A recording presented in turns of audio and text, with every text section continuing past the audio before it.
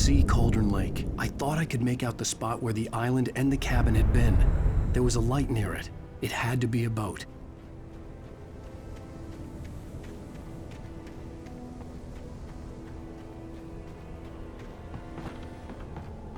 I was close now. I had to get there fast. I dreaded what I would find.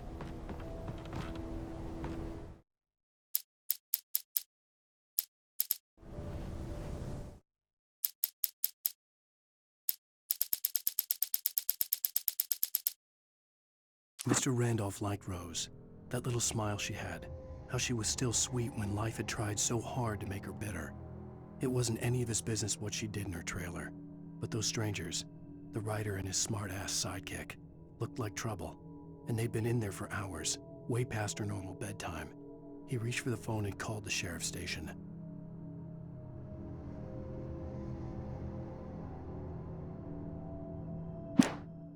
For decades, the darkness that wore Barbara Jagger's skin slept fitfully in the dark place that was its home and prison.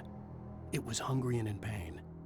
It dreamed of its nights of glory when the poet's writing had called it from the depths and given it a brief, terrible taste of power and freedom. The rock stars had stirred it from the deep sleep the poet had sunk it back to in the end. When it sensed the writer on the ferry, it opened its eyes. Nightingale stared through the broken studio window into the dark woods. He turned around, started to walk out, but Maine grabbed his arm. "Young man, you almost shot me. You don't shoot off rounds at people like that. What's the matter with you?" Nightingale shook his arm free, marched out. His cheeks burned with rage and humiliation. Sarah trusted her gut, and her gut said Agent Nightingale was an asshole. He felt wrong, and it wasn't just the smell of stale booze. It was in the way he flashed his badge, pulled rank, the look in his eyes when he wanted answers. Where was Alan Wake? What was this about an accident? Where was his wife? And most importantly, why did she let Wake go? He wouldn't answer her questions. Federal business was all he'd say.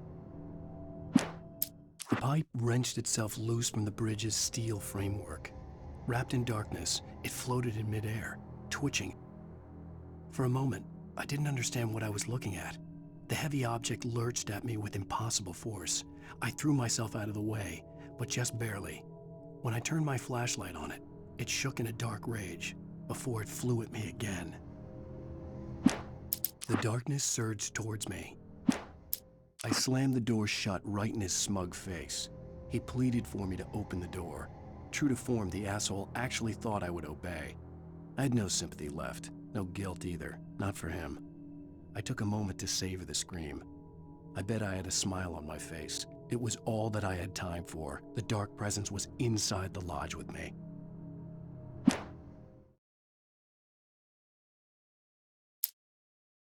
The darkness surged towards me, sucking everything loose from the ground into its depths, tugging at my clothes. I saw the flare the kidnapper had dropped and threw myself towards it just as I felt my feet leave the ground. The darkness embraced me with the force of a tornado. Somehow I managed to light the flare. The darkness roared and cast me away. I fell toward the dark waters of the lake far below. Touched by the dark presence, Rose was lost in a dreamland where everything was drawn in black and gray crayons. The old lady had promised her that all her wishes would come true. She would be Alan Wake's muse. She was smiling so hard it hurt her face. She crushed a bottle full of sleeping pills into the coffee. Deep down inside, she was screaming in terror. The bulldozer's engine roared to life. Mud and rocks flew as it fought for traction. It crashed through the concrete wall and landed heavily in the yard. If it were an animal, it would have shaken its head after the impact, fixed its eyes on me, and charged. Of course, it had no head, nor eyes. Shadows crawled on its form, twisting it into a monster. Then, it came for me. With Nightingale gone and the night wind blowing in through the broken studio window, Maine stared at Sarah. The sheriff looked away.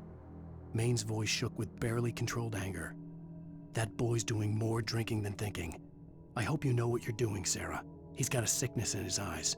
You take my word for it. He wants Wake for a reason, and it's not for anything good." When Thomas Zane fell for Barbara Jagger, it happened fast. She was young, vibrant, and beautiful, full of life. He had never been a very happy man, and without any seeming effort, she had changed all that. Zane felt good for the first time in his life. Everything she did was another piece of a jigsaw puzzle he hadn't even known he'd been missing. And best of all, she made the words flow, strong and sharp. She was his muse.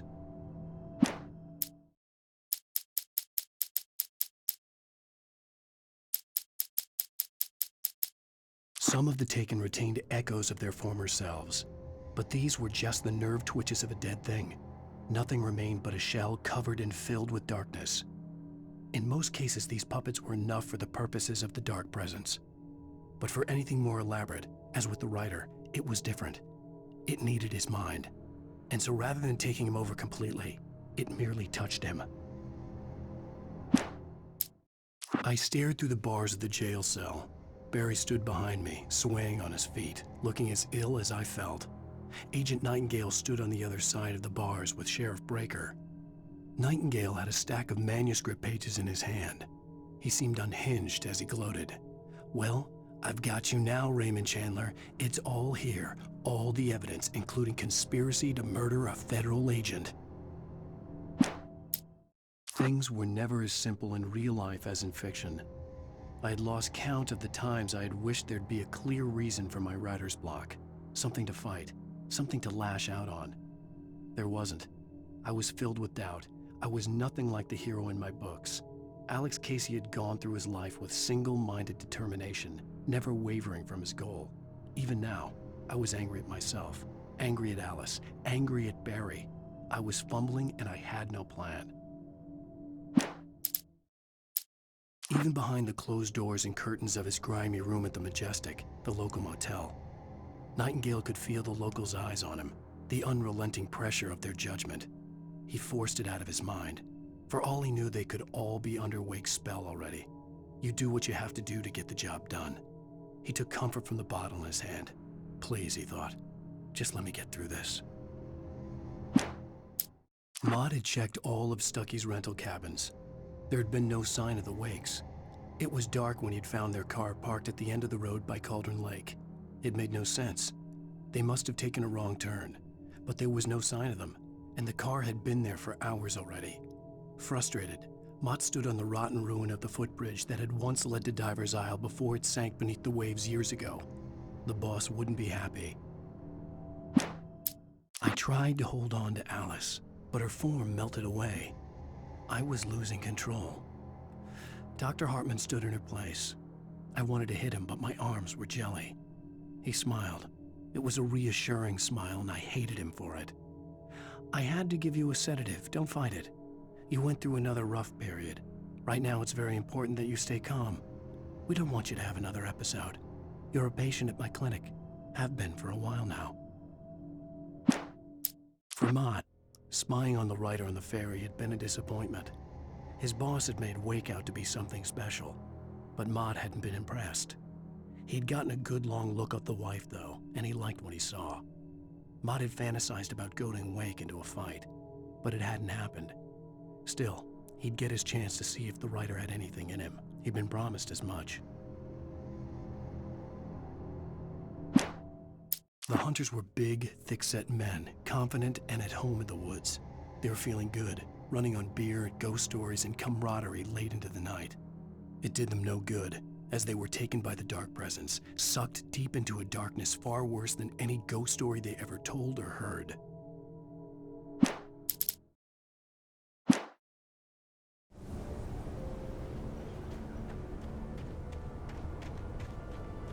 Wait! Are you? Wait!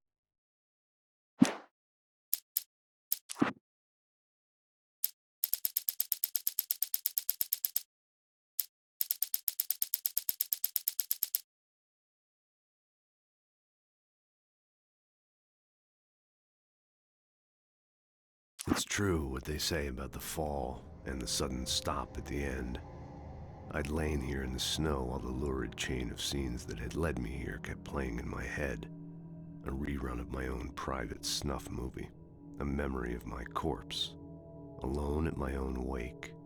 thinking in metaphors again. The femme fatale was gone. Only a sour taste remained of the kiss that killed me.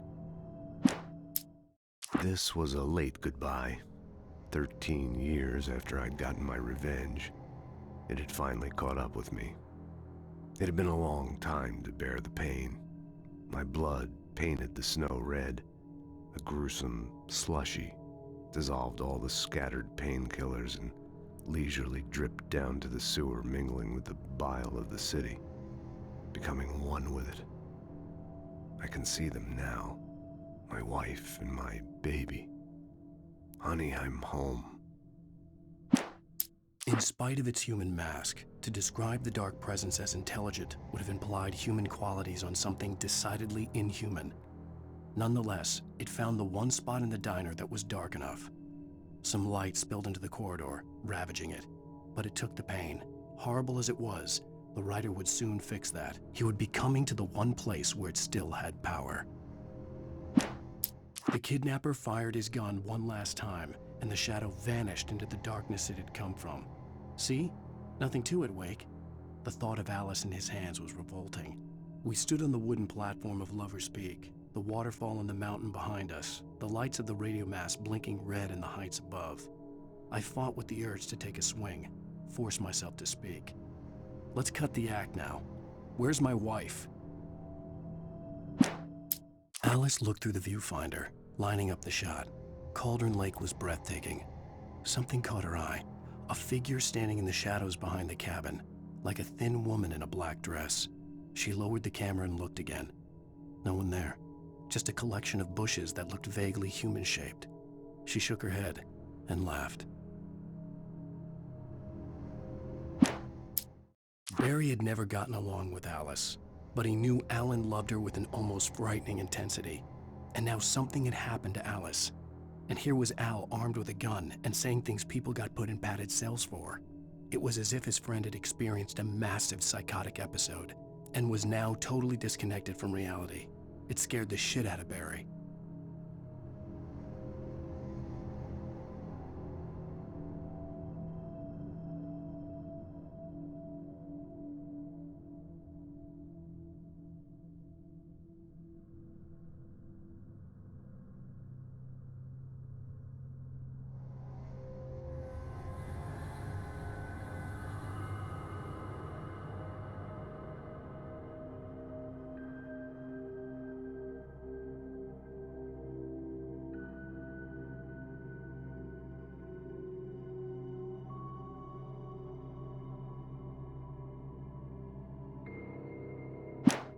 The air in the visitor center was heavy with an awful smell, as if some rotten drowned thing had crawled up from its grave. Rusty kept coughing blood. My eyes were drawn to the twisted shape of his broken leg. The attack had been vicious. Max whined in his cage. Rusty's eyes were wild with fear and terror. He gasped. "Mr. Wake, it happened just the way it was on that page."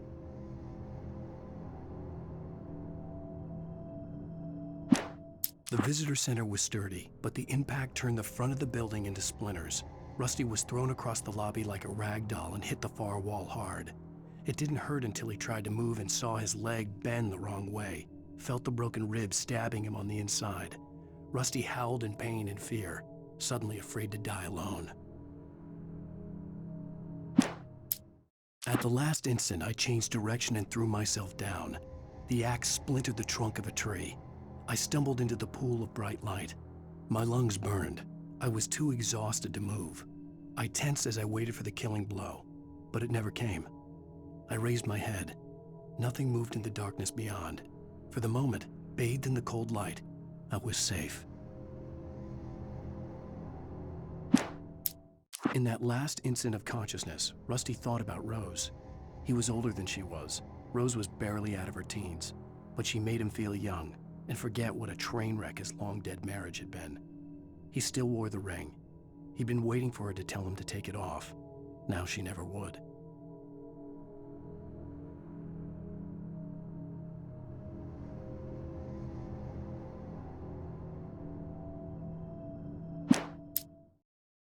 I turned the corner, afraid of what the flashlight's beam might reveal.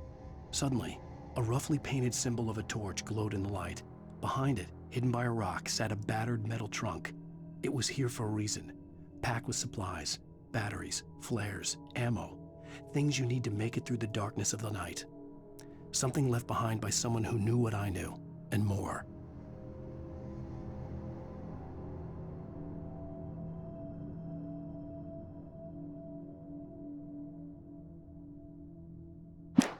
Agent Nightingale didn't want to be in Bright Falls. These little communities revolted him, and he didn't like the trees or the coffee. He now knew that impossible horrors lurked behind the storefronts and smiles. He desperately wanted to turn the car around and just drive until he passed out or ran out of road and booze. But he had a job to do. He had a rider to catch, at any cost.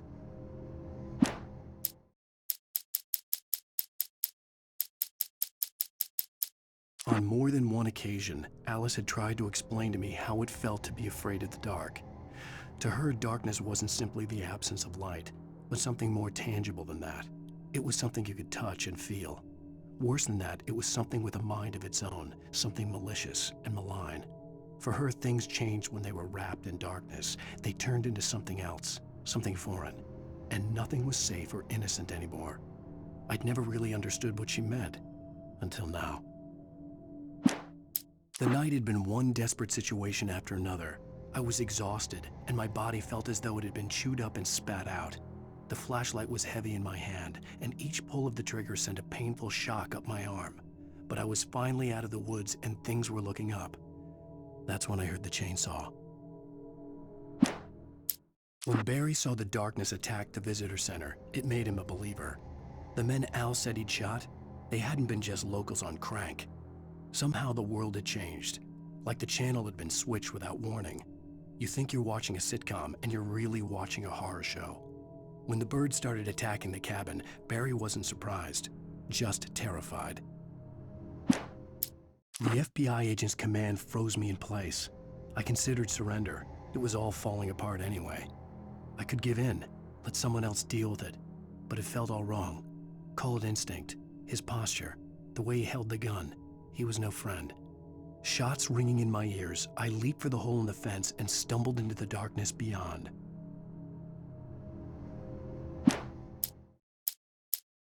Nobody in Bright Falls seemed to know where Al was, but Rose, the waitress at the diner, had seen him. From what Barry could tell, Al pretty much fell off the face of the earth when he left the diner. Rose was just the kind of fan that Al hated, but she really tried to help. She was smart too, knew a lot about what was going on in the town, knew a lot about Al, even knew who Barry was. Barry liked her. That was no big surprise. When it came to women, Barry and Al rarely saw eye to eye. The logging site was a mess. The modular office had been pushed off the cliff. Deputy Thornton climbed up from the wreckage excited, breathing hard from the exertion. Nobody there. It's weird. Don't you think that's weird? Bored, Mulligan let out a mighty snort. Hell, it's always weird, Thornton. Just a question of sorting out what kind of weird it is this time around. Shadows stirred and the wind picked up as I ran through the forest. I felt the dark presence turning its gaze toward me. Then the moonlight was blotted out by dark shadows that raced violently across the ground, moving too swiftly to be natural. Darkness gathered between the trees and melted again to reveal the taken. No natural path had brought them here.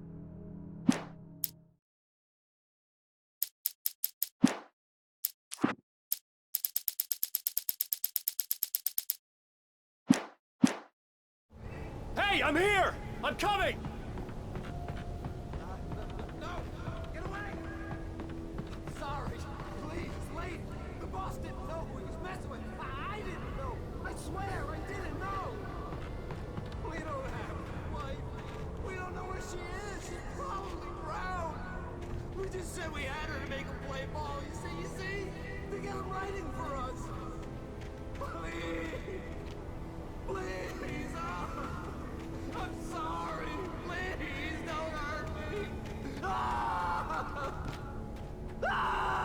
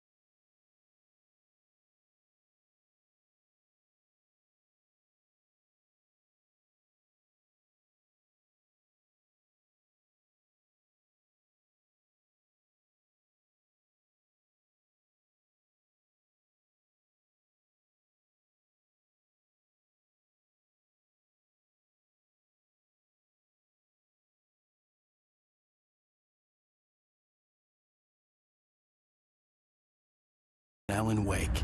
I'm hunted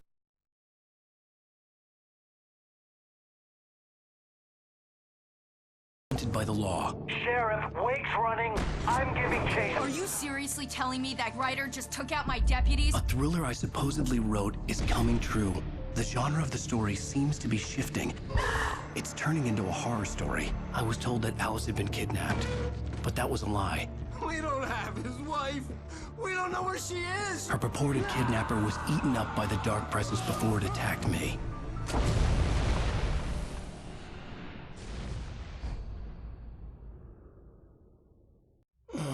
Alan, shh, baby. It was just a nightmare. Alice. There you go, Alan. Hartman. I fell. I had to give you a sedative. Don't fight it. You went through another rough period. What? Right now, it's very important that you stay calm. We don't want you to have another episode. You're a patient at my clinic. Have been for a while now. The shock of your wife's death triggered a mental illness. No, you're lying. You're suffering from various symptoms of undifferentiated schizophrenia. Bastard. It's okay, Alan. Just let go.